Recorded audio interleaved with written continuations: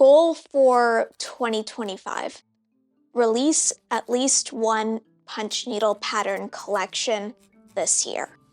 For my first punch needle pattern collection, I'd like to combine the past and the present, traditional with modern. I love tapping into historical styles and art movements, so my first punch needle pattern collection is heavily inspired by ornamental art. You might be wondering what ornamental art is. The best way I can explain it to you is that it's art added to a functional item, rather than art for art's sake. I love ornamental art, and I think it fits really well with punch needle, because punch needle at its roots is all about making functional, usable items that look nice. The Grammar of Ornament is a key book that I referenced, and it's a book that you'd want to take a look at to learn about ornamental art. I think the real value in this book lies in the plates, aka the illustrations. They are absolutely incredible. I'd encourage you to take a look at this book on archive.org, or even better, in person at your local library or book archival center. Now, I have a couple of design ideas sketched out here. I think for anything to be considered a collection, it needs to have more than one or two things. So I've narrowed my ideas into 3 different patterns, which I sketched out onto Procreate as a starting point. Now, these patterns are going to be downloadable, black and white PDFs for punchers to print out at home, which means anyone downloading them can use any yarn colors they want. But having a suggested color scheme is always a good idea. I thought it would be so easy to just come up with some colors, but formulating a color palette for these patterns took way longer than I expected. The thing is that I wanted to create a modern color palette that wasn't grayish, because screw grayish, all my homies hate grayish, but also not a hodgepodge of colors that wouldn't look good together. So it took a lot of experimenting. I cycled through dozens of color palettes before I arrived at the right one. And I also wanted to make this color palette very ambiguous. Ambiguity is great because it gives people the option to customize their palettes and their patterns as they see fit, and still have a decent baseline to gauge how their changes would look. It also allows for substitutions in the event that folks aren't able to access every single yarn colorway in the market. So this reddish pink color could be switched out for a red completely, a mauve, a dark pink, a hot pink, or maybe even a brown. This dark teal could become a green or a blue. This gray could become a white or a really pale blue or lavender. My palette gives you options. Once I had my designs and my chosen color palette, I made high-quality vectors of them on Adobe Illustrator. Vectors are fun because you can make them as big or as small as you want without sacrificing their quality. So regardless of their size, they won't look pixelated. And I wanted my patterns to fit onto a piece of standard printer paper, saving folks the hassle of cutting and taping things together. Making super small patterns means that I'd have to simplify my designs a bunch so that they can punch well. But if I make the patterns too big, number one, they may not print out properly because of print bleed, and number two, folks might be too overwhelmed to try them out. I went with the best possible medium size I could, which was 7 by 7 inches.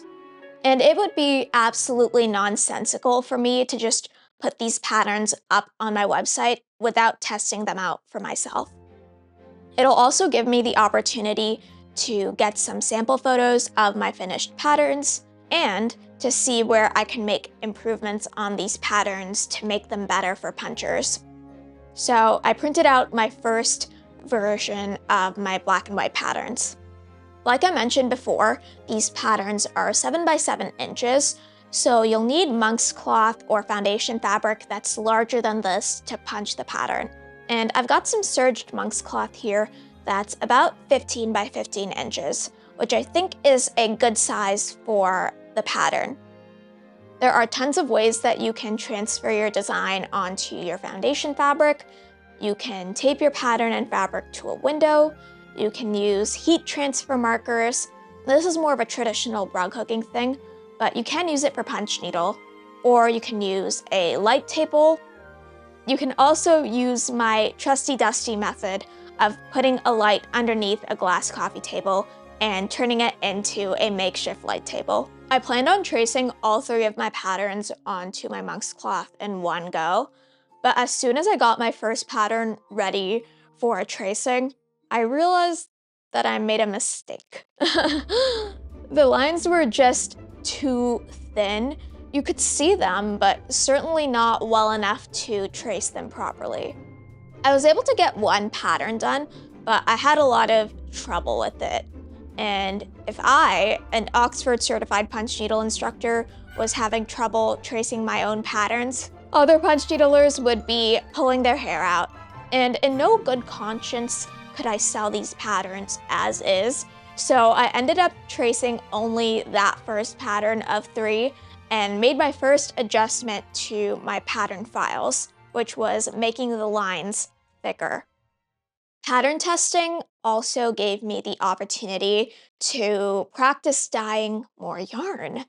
And of course, I'm using the Woolly Mason jar dye system because it's literally so easy to learn and so convenient. Shoutouts to Lucy Richards, by the way. She's the founder and formulator of this dye system and a subscriber to my channel, which is really cool. I will never not shout out an awesome Canadian small business, especially when I could have never properly learned how to dye yarn without it. So I weighed out my yarn in 40-gram skeins and then soaked it in some water and dish soap to get it ready for dyeing.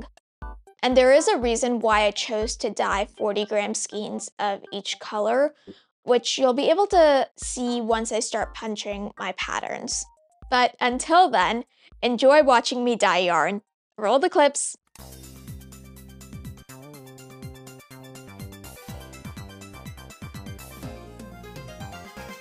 And now that you watched me dye yarn, I can tell you that I messed up while I was dyeing my yarn. My yarn ended up green when I really wanted it to be more of a teal. I don't know how I fumbled this so badly. I think maybe I just added one less spoon of blue than what was required, so this might just end up being a nothing burger. I could just over dye it and add some blue. It's no big deal. And I'm saying this like I've over dyed yarn before. I haven't. I have no idea what I'm doing, but who cares? Let's just try it, see what happens. Okay, I'm back. It worked. So now I can show you all of the yarns that make up my color palette, plus a few small and optional accent colors that I'm using specifically for my first pattern, which I'm going to get started on right now.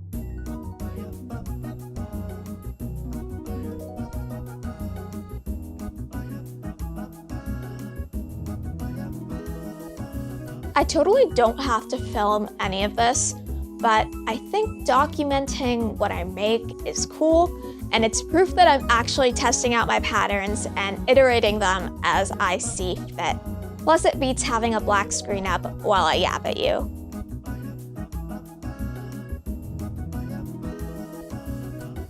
I'm punching on a 10 by 10 gripper frame here, which is a pretty standard frame size and perfect for punching a small pattern like this.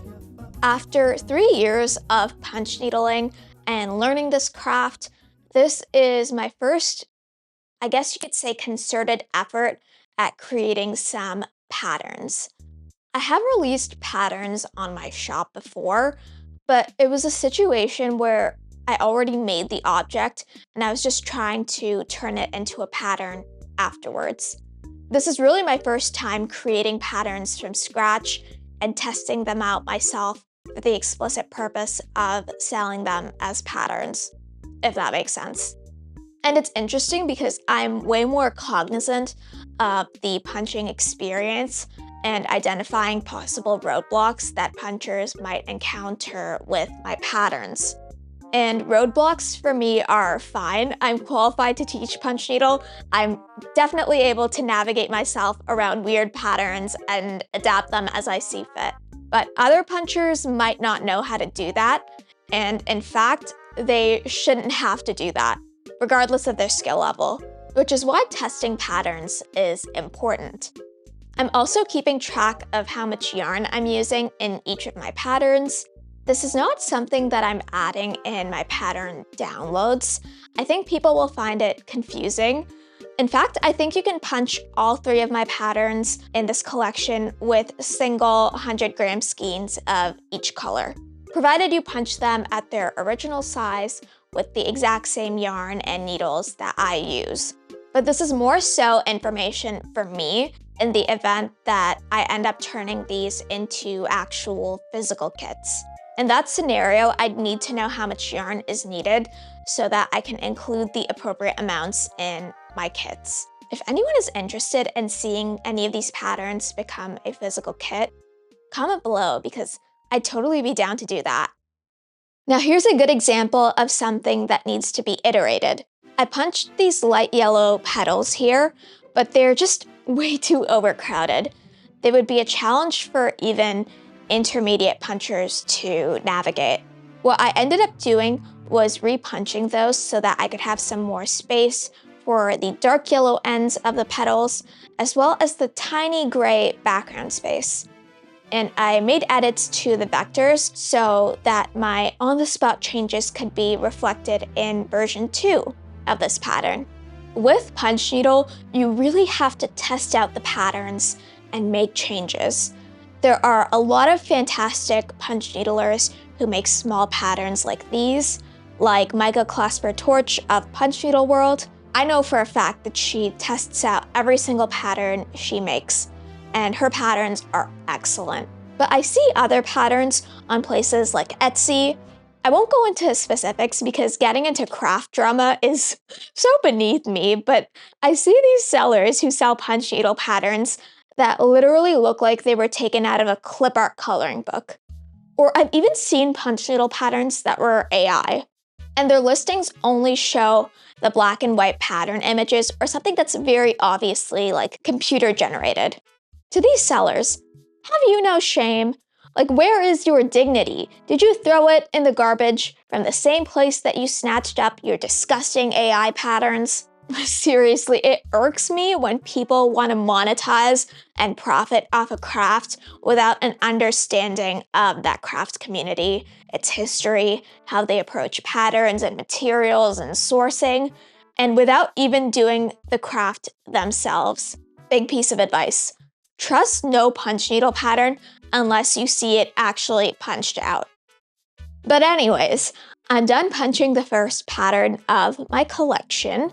I'm gonna take it off my gripper frame here and start snipping all of my yarn ends so I don't have to do it later. And I'm gonna reprint the other 2 patterns of my collection, keeping in mind that I edited the patterns and made the lines thicker. And I'm gonna trace them onto my monk's cloth. And the updated patterns are way better. The lines are clearer, which makes tracing much easier. And in terms of the difficulty, I'd say this pattern might be a bit easier than the first one I punched, since it's just a repeating geometric pattern. This pattern, however, does have way more yarn ends to snip off, which might even out the difficulty level, probably putting it at the exact same level as pattern 1. The last pattern, however, is the hardest of the collection for sure. It uses almost all of my chosen color palette with a brand new and more prominent accent color, which is blue. Actually, I don't even know if I can call it an accent color because there's so much of it in this pattern. But you know what? Let's just call it that for the purposes of this video. After punching the first and second patterns of my collection, I took one look at pattern 3 and I was like, well, this might be the pattern I have to edit the most. And you can bet it was. I made tons of edits to this. I changed shapes, made them smaller, made the pattern just less complicated to punch. But I will say, regardless, punching it was really, really fun. I didn't plan this at all, but the color scheme and the design of the pattern looks like something that would come right out of Cardcaptor Sakura, which is probably one of my favorite animes ever. So that's cool. And even though I used the same base color palette as the other two patterns, the ratio between the colors is totally different with this pattern, which gives it a totally different look that still fits in with the two other patterns. As you can see here with all three of the finished patterns. Don't they look cute? I need to take some nice photos of them for my pattern documents and for my website where they'll be listed. I ended up hemming these patterns with a mitered corner, and I'm gonna include instructions for how to do this in the pattern PDFs so that folks at home who are punching these patterns can hem them to look just like mine. If you don't want to hem them like mine, that's also cool. I know lots of folks are partial to the whip stitch, which if you want to learn, I also have a video of that on my channel.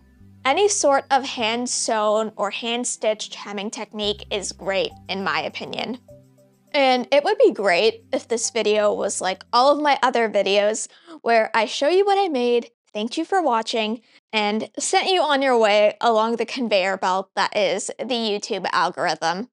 But alas, it's not, because the real work of making the pattern documents begins now.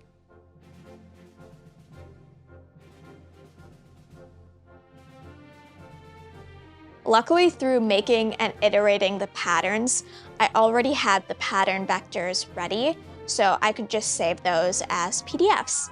I also realized that there might be folks who see some of these patterns and want to blow them up real big and make some actual floor rugs out of them, which I think is a really great idea. So I'm also including a scalable vector version of this pattern that folks can take to their local print shop and get it resized to their liking. I'm also aware of the fact that my yarn of choice may not be others' yarn of choice.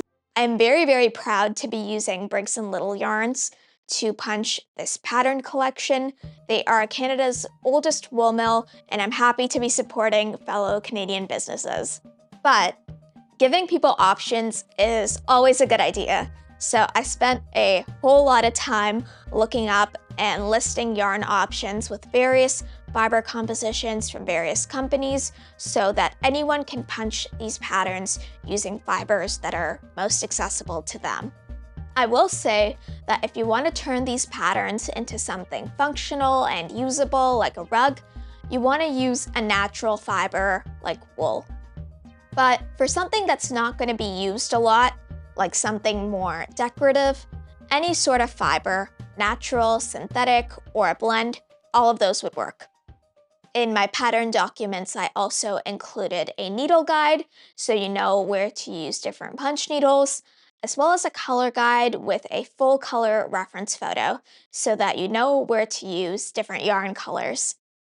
I'm assuming that everyone who buys these patterns or uses them has at least a little bit of experience with punch needle, in that they know how to thread a needle, how to start and stop, how to make stitches, that sort of thing. So I'm not including any super detailed punching instructions. It's mostly just tips, tricks, and helpful reminders.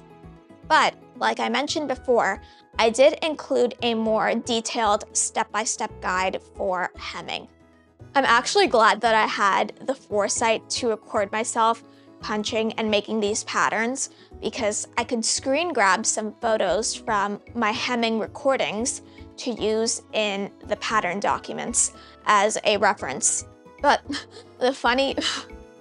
this is so stupid, but I was looking at the photos and I was looking at my hands and I was like, my hands are so ugly. So I was literally photoshopping my hands and my fingers because of how gross they were.